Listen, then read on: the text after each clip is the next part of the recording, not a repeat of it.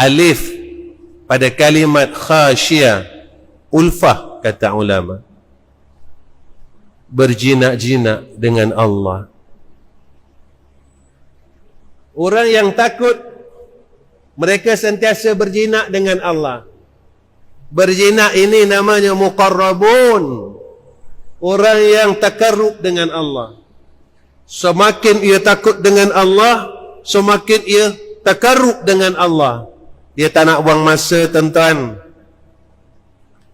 Tuan-tuan, umur kita telah lanjut, hampir senja tapi belum azan lagi. Ustaz, saya muda lagi. Saya baru 20 tahun, Ustaz. Siapa tahu senja pada sisi Allah. Kalaulah kita tahu kematian kita pasti 80 tahun muda. Umur kita 20 tahun, mungkin kematian kita pada 20 tahun 1 bulan. Kalau kita tahu bila kita mati, senang untuk kita menangguhkan segala kebaikan. Tetapi benda itu semua orang tidak tahu. Bagaimana kita mati?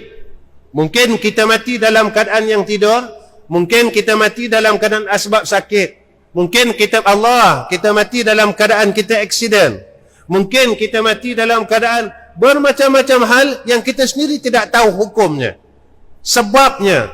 Sebab dan hukum itu bukan dari kita. Hukum itu adalah daripada Allah Subhanahu wa ta'ala. Kalau dari kita, kita boleh tentukan, mudah tuan-tuan, aku nak mati di atas sajadah tengah salat. Tapi bukan kita yang menentukan akan hukum hidup dan mati kita. Inna salati wa nusuki wa mahyaya wa mamati lillahi rabbil alamin. Orang yang takutkan Allah, dia kata, aku tidak tahu bilakah saat kematian kau. Lalu tindakannya, dia dekatkan diri dengan Allah sisa-sisa umurnya. Tuan-tuan, kita tengok masa umur muda kita, kita buat apa? Kita patah balik. Saya dan tuan-tuan throwback. Kita buat apa? Kita dah buat apa? Apakah Allah lupakan apa yang kita buat? Tidak. Apakah pencatat amalan telah terhapus sebab lamanya? Tidak. Allah tidak pernah lupa sekali-kali dengan apa yang telah kita lakukan. Masa silam tetap masa silam. Saya ada masa silam dan tuan-tuan ada masa silam. Cuma kita berharap rahmat Allah Subhanahu wa ta'ala. Tuan-tuan, kita berada di zaman akhir. Baru-baru ini dilancarkan, kalau tak silap saya, 10 September, hari pencegahan bunuh diri sedunia. Dulu tak ada, tuan-tuan. Hari pencegahan bunuh diri sedunia tidak wujud. Sekarang telah wujud hari itu. Kalau tak silap saya, ditetapkan 10 September. Kenapa hari itu ditetapkan? Sebab akhir zaman ini ramai orang yang telah bunuh diri. Bukan di kalangan orang kafir, tapi di kalangan orang Islam. Bukan di kalangan orang bodoh, tapi di kalangan orang pandai. Bukan di kalangan pelajar-pelajar akademik, tetapi di kalangan pelajar-pelajar syariah. Ada yang bunuh diri, gantung diri, tuan-tuan, di zaman ini. Sebenarnya, lalu orang kata, Ustaz, kerana tekanan kehidupan. Tuan-tuan, apa yang menekan kita selalunya? Orang akan bagi tahu kita selalu yang menjadi tekanan kami adalah keuangan. Yang menjadi tekanan kami perniagaan. Yang menjadi tekanan kami itu, ini dan sebagainya.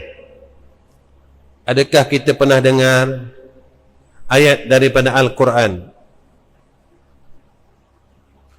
Ala bidzikrillahi tatma'innul qulub.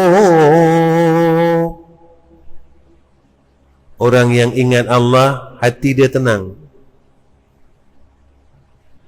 Apabila kepala kita dipenuhi dengan perkara yang menekan akan diri kita, langsung tidak ada ruang untuk Allah. Akal kita langsung tidak ada ruang untuk Allah. Akal kita fikir bagaimana nak makan, bagaimana Allah, bagaimana nak hidup, bagaimana nak tambah duit, bagaimana ini, bagaimana nak besarkan rumah, bagaimana nak besarkan kereta, bagaimana ini, dan langsung tidak ada ruang untuk Allah. Bagaimana kita boleh tenang? Bagaimana insan ini boleh tenang jika tak ada ruang kosong langsung untuk Allah? Jika tak ada tempat kosong langsung untuk Allah Subhanahu wa ta'ala, bagaimana jiwa ini boleh tenang? Ini janji Allah. Ala bidzikrillahi tatma'innul qulub. Orang yang sentiasa ingat Allah, jiwanya akan tenang, kata Allah. Tuan-tuan, bila tak ada ruang langsung, kita akan tertekan.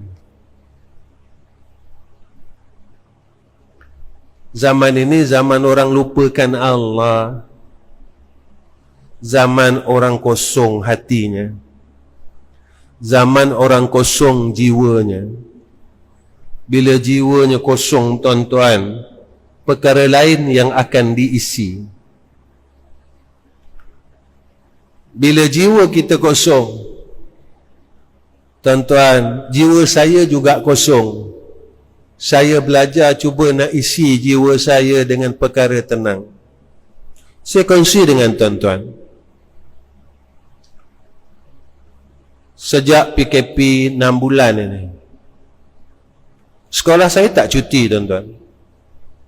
Pelajar saya masih ada. Mereka cuti hari raya Aidilfitri selama seminggu ke 3 minggu.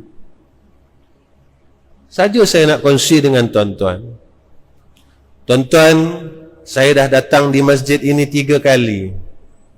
Jemaah di Terengganu cukup faham tentang perjalanan madrasah saya. Saya tak tetap apa-apa yuran bulanan pada pelajar-pelajar saya. Saya pun bukan ada perniagaan. 5 bulan, 3 bulan lockdown, tuan-tuan. Tuan-tuan, saya belajar nak isi roh saya. Saya belajar nak isi jiwa saya. Sebab Allah sebut dalam Al-Quran dalam ayat yang awal, Dzalikal kitabu la raiba fihi hudan lil muttaqin alladzina yu'minuna bil ghaibi wa yuqimuna as-salah wa mimma razaqnahum yunfikun. Allah kata Quran tak ada keraguan dalamnya. Apa yang ada dalam Quran semua benar, dan dia menjadi petunjuk kepada orang yang takut dengan Allah. Tuan-tuan, apakah Allah itu miskin apabila semua orang melawan Allah? Tidak. Apakah Allah bertambah kaya kalau seluruh orang di dalam dunia ini sujud kepada Allah? Tidak. Allah tetap bersifat dengan sifat yang maha kaya. Walaupun seluruh makhluk di dalam dunia ini melawan akan Allah, ingkar akan Allah, Allah tetap tidak kurang kekayaannya. Walaupun seluruh manusia ini sujud dengan Allah, tidak akan bertambah kekayaan Allah. Kerana Allah maha sempurna, Allah bersifat dengan sifat kamalan. Apa terjadi dalam madrasah kami? Kami makan seperti mana biasa sebelum PKP. Kami berjalan seperti mana biasa sebelum PKP. Kami tak merasakan apa-apa, tuan-tuan. Sebab Tuhan kita adalah Allah. Sebelum PKP juga Tuhan yang sama. Semasa PKP juga Tuhan yang sama. Selepas PKP juga Tuhan yang sama. Saya pernah kongsi dengan tuan-tuan. Kita ni hamba Allah.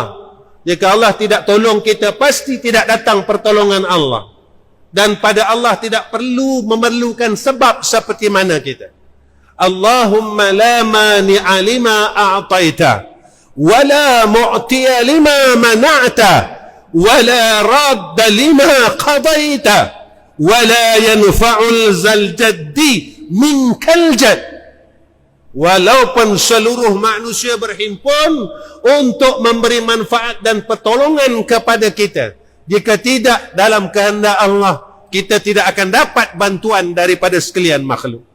Jika seluruh manusia berhimpun untuk memudaratkan kita, maka tidak akan terjadi mudarat tersebut jika mana tidak di dalam kehendak Allah. Jadi kita ni tak ada apa-apa. Saya pernah kongsi dengan tuan-tuan, kami kat madrasah tak pernah tinggal. Ya ghiyasal mustaghithin aghithna, ya ghiyasal mustaghithin aghithna, ya ghiyasal mustaghithin aghithna, ya ghiyasal mustaghithin aghithna, ya ghiyasal mustaghithin aghithna. Kenapa kami baca, tuan-tuan? Saya tak berniaga. Saya tak ada aset. Saya bukan ada sesi minyak. Jadi saya orang miskin. Orang miskin ini, tuan-tuan, dia akan minta tolong. Bila dia sedar dia miskin, dia akan sentiasa minta tolong dengan si kaya. Tetapi kalau kita rasa kita kaya, kita ada duit banyak dalam bank, kita ada perniagaan yang besar, kita ada sawit, kita ada kapal, kita ada pekerjaan yang tetap, maka ketika itu pergantungan kita dengan Allah menjadi kurang. Saat bila kita akan benar-benar bergantung dengan Allah? Bila kita dibuang kerja oleh majikan kita, bila harta kita habis, bila perniagaan kita bankrupt, pada ketika itu kita mula cari Allah. Kita menangis dengan Allah. Kita akan mengadu hal dengan Allah. Kerana perkara yang kita bergantung itu telah tidak ada.